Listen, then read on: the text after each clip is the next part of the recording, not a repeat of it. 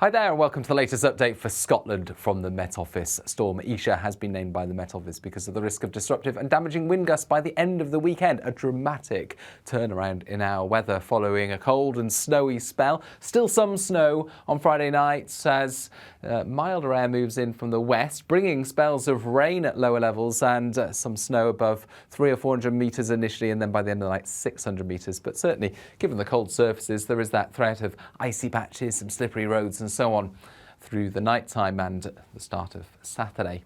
Either way, it is turning milder and temperatures are actually rising through the night. So these are the kinds of temperatures we can expect first thing this weekend. Low single figures, certainly nowhere near as cold and frosty as it has been throughout the week.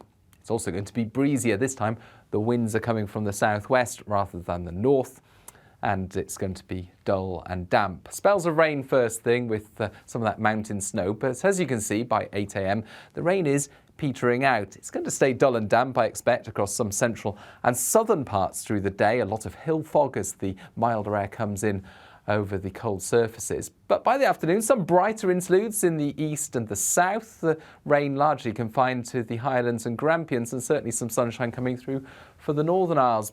Not too windy, although it will be breezier than of late, and still some patchy cloud there for the southern uplands and some hill fog and so on. So for major population centres, I think it's going to be a mostly bright afternoon, if rather cloudy at times, fairly breezy, and certainly significantly milder compared with recent weather. We're looking at 8 to 10 Celsius in the south and the west.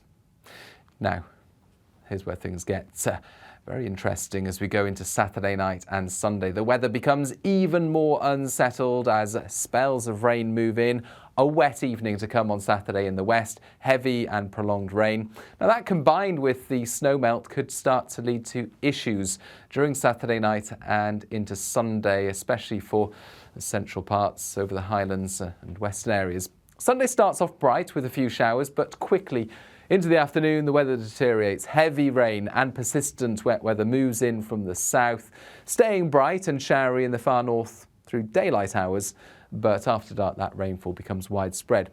Still a few flakes of snow over the tops of the mountains, but really this is a mild air mass that is moving in for the end of the weekend, accompanied by strengthening winds as well. So we're looking at double figures, but it's not going to feel particularly pleasant, even if it is technically milder compared with how it has been. Now that rain, as I mentioned, could lead to some issues, some localised flooding with the snow melt coinciding with the spells of rain as they move through. But of greater concern is the wind.